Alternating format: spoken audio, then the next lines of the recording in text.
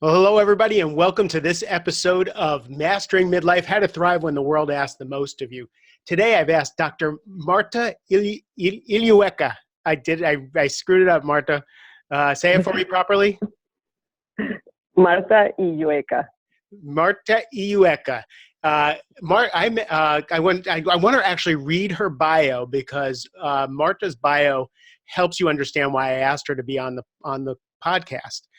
She graduated from Yale Divinity School in New Haven and is an ordained deacon at the Episcopal Diocese of Delaware. That tells you something about who she is, but she also is a fellow of the American Academy of Pediatrics. She's had a 30-year medical career in medical education. She's been at the New York Presbyterian Hospital at Weill Cornell Medical College, and she spent a decade in doing research in the pharmaceutical industry. So how I met Marta is at a TED Talk audition, and Marta was on stage before me and giving her pitch of why she should be on a TED Talk. And Marta talked about health challenges for people in middle age and in later years. And I was blown away by her concept for her talk and thought this would be the most useful thing ever for this podcast.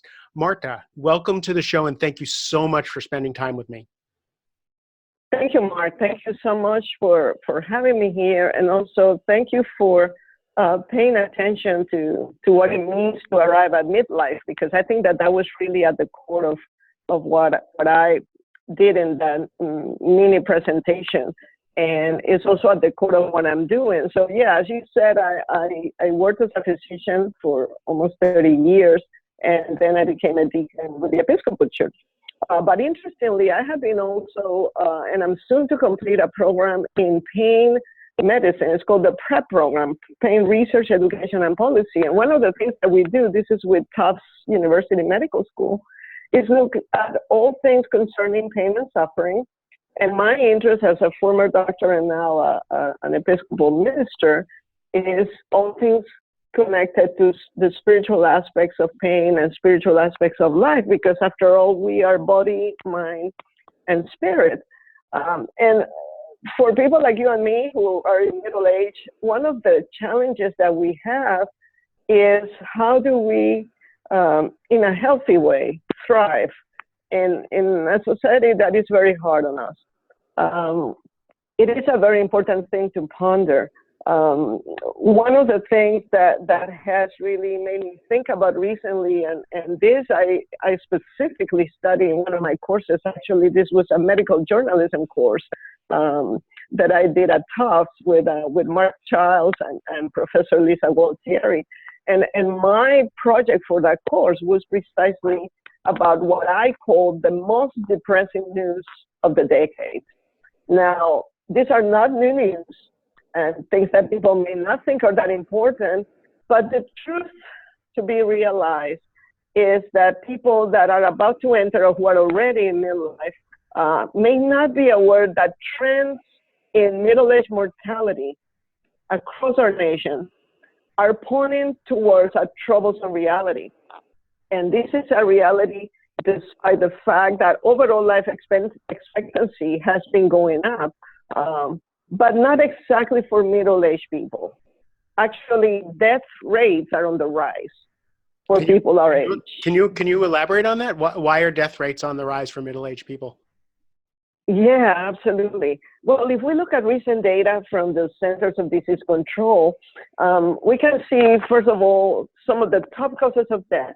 They include cancer, heart disease, suicide, and diabetes. And suicide is part of a whole range of violent deaths that seem to affect our age group. So middle age is not protection right now, but rather a guarantee that we have to pay attention to our health.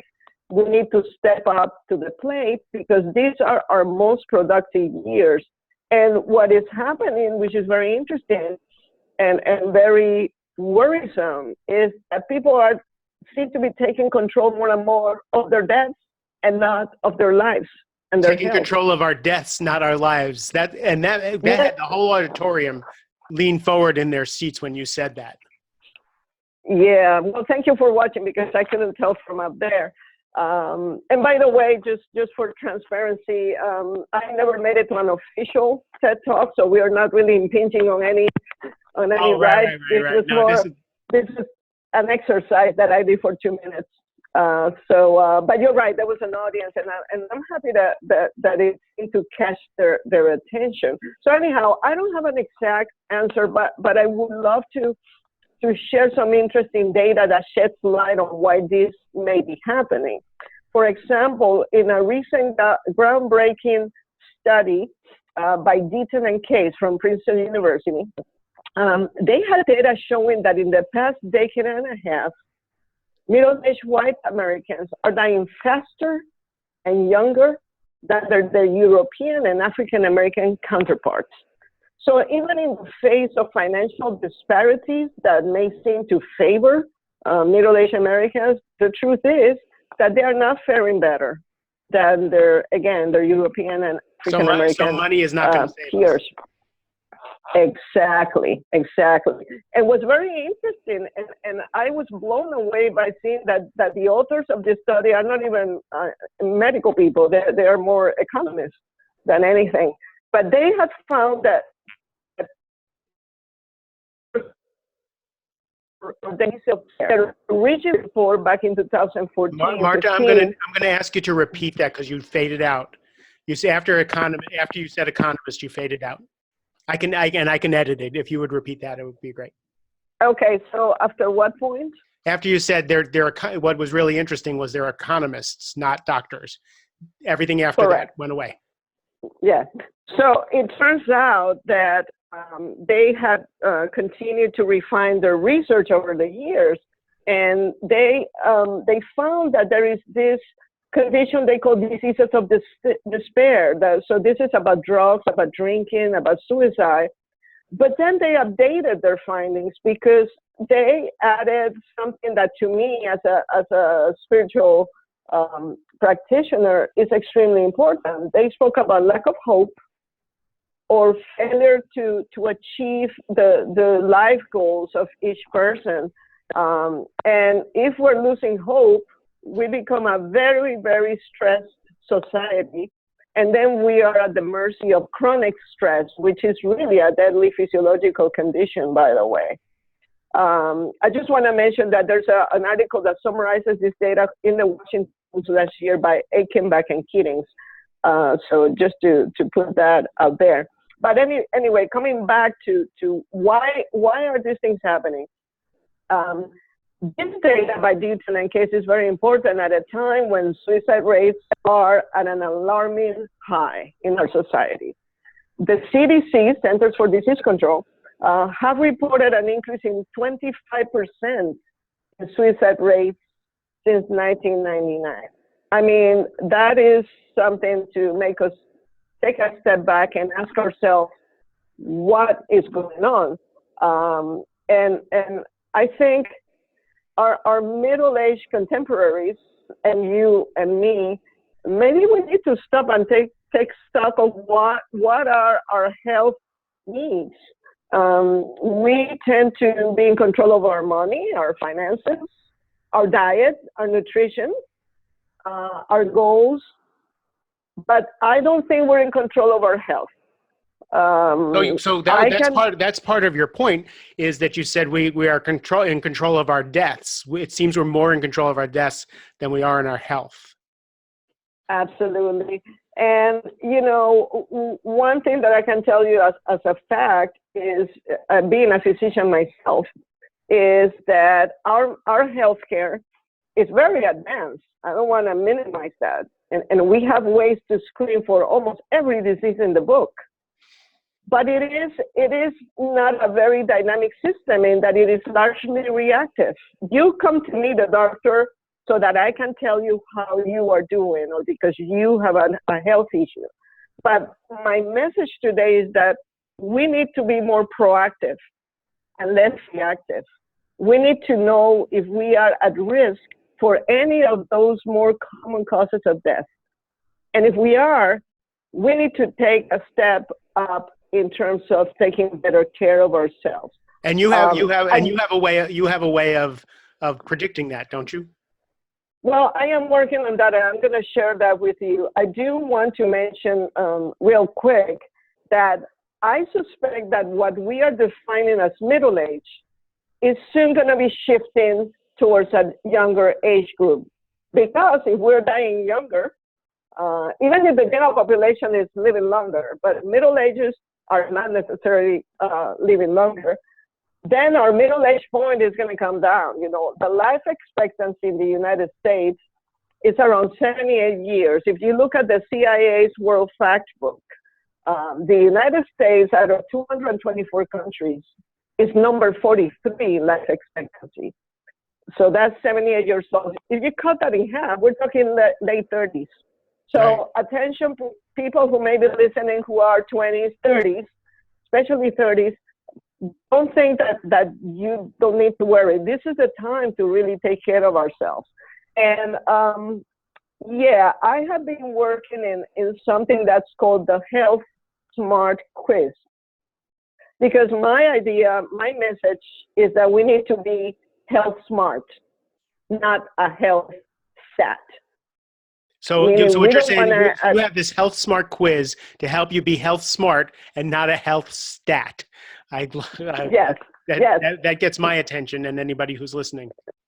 Yeah, we don't want to add to the statistics about people who died in the middle age. We want to take control of our life and our health. So what I'm working in is a quiz that is 4 key questions that are based on some of the most common health areas related to the causes of death listed by the CDC, which are heart disease, diabetes, suicide, and cancer. And while this quiz is not exhaustive of all the potential health issues somebody can have, and it is certainly, I want to underscore this, it is certainly not a diagnostic exercise that can only be done by my colleagues in their offices.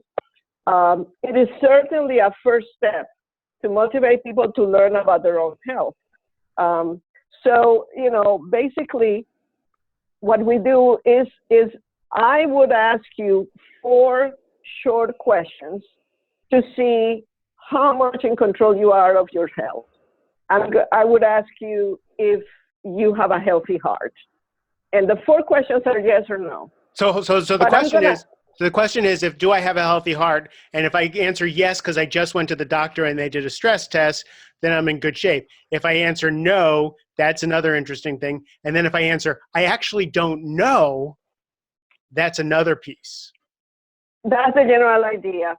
So when I ask you, do you have a healthy heart? You're right. You may have gone to the doctor. You may have had a stress test.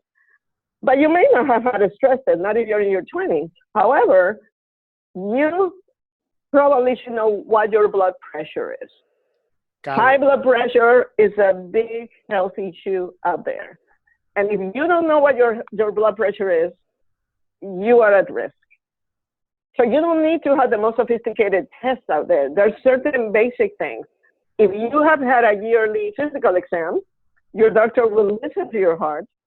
He will determine if you need an electrocardiogram or a stress test as you mentioned what's needed. But this is not about you saying, oh, well, my doctor said I'm fine. No, if you cannot tell me that for a fact, that's an answer that's no, that puts you at risk. Then we go to the question of diabetes. Diabetes is very widespread and it affects middle-aged people. It only takes, unless you have family history and your doctor already knows that you're at risk, you may not know.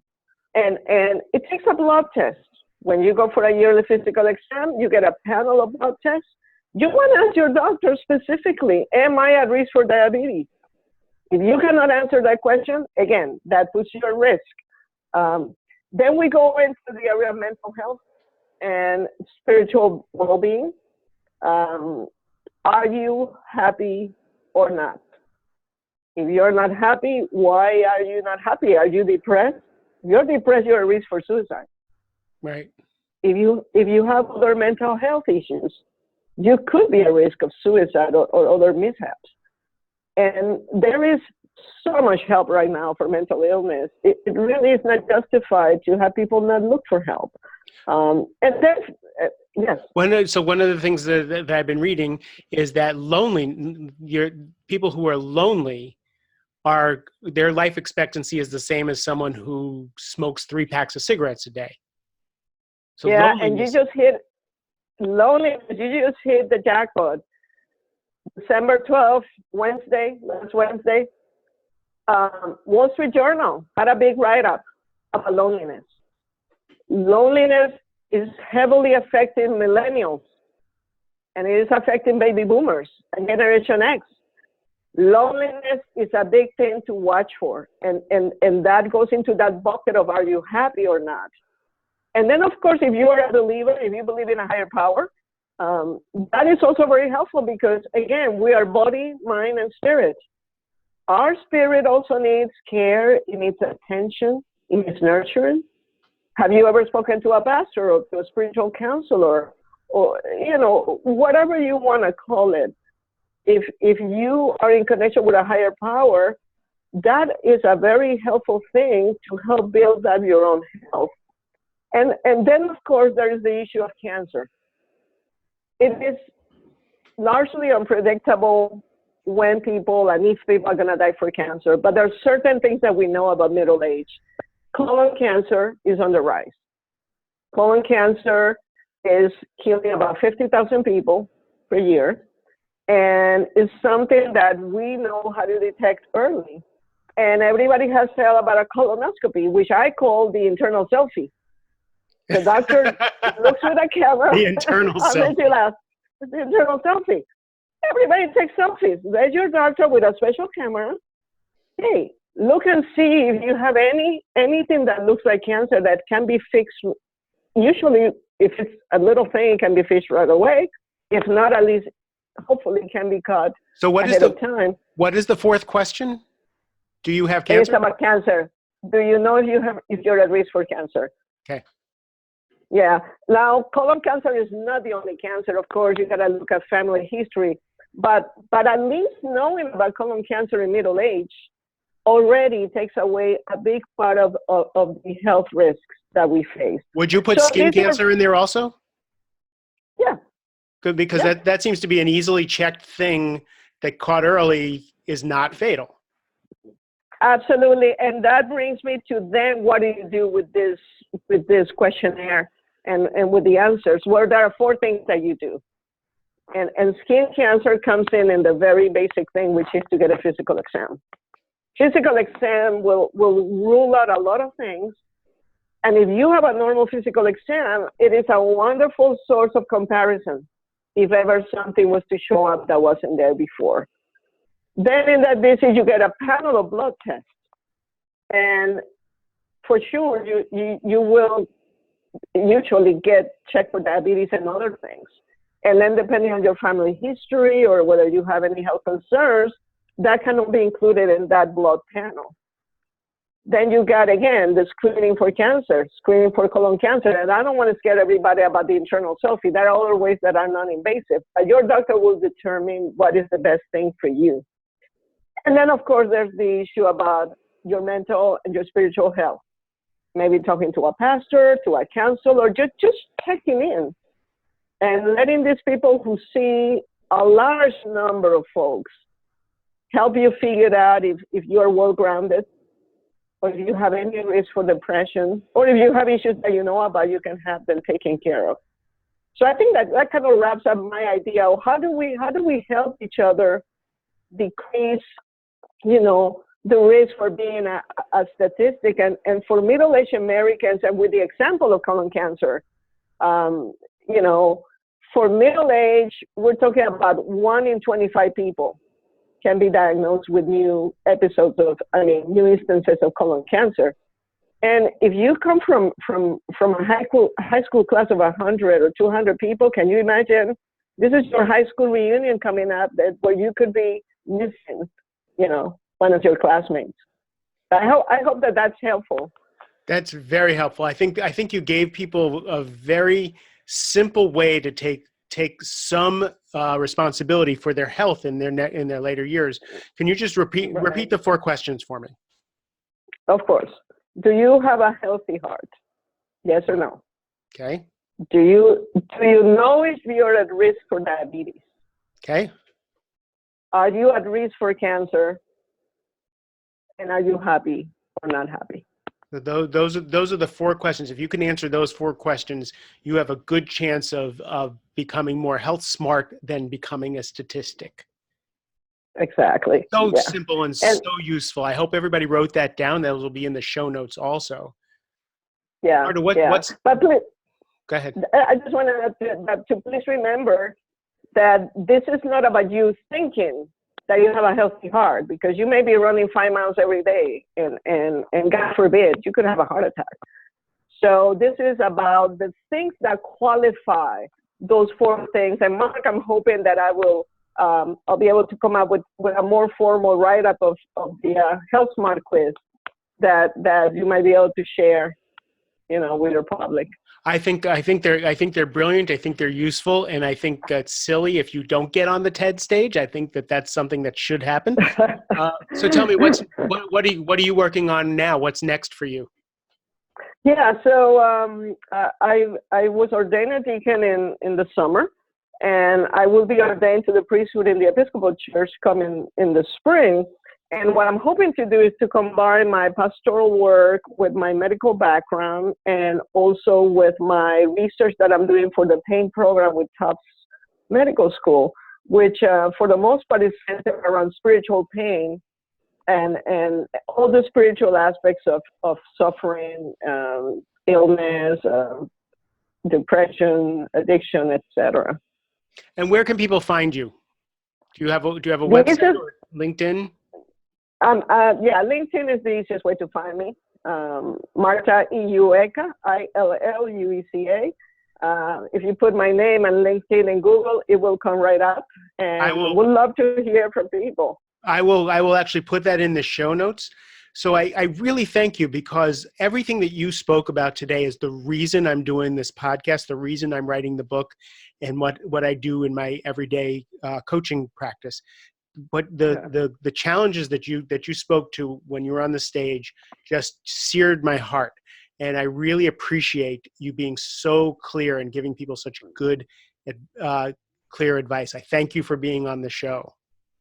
You're very welcome. And also thank you for taking care of our contemporaries, because you're also doing a wonderful labor, and it's important to do this. I mean, we are at the most productive piece of our lives, so we need to help each other. I appreciate that. And I want to thank everybody else for listening. Thank you for taking the time with this episode of Mastering Midlife. If you liked it, please like us on Facebook, LinkedIn, Twitter, share, and give us suggestions on who you'd like me to interview and what topics you'd like us to cover. I love you, and have a great rest of the day.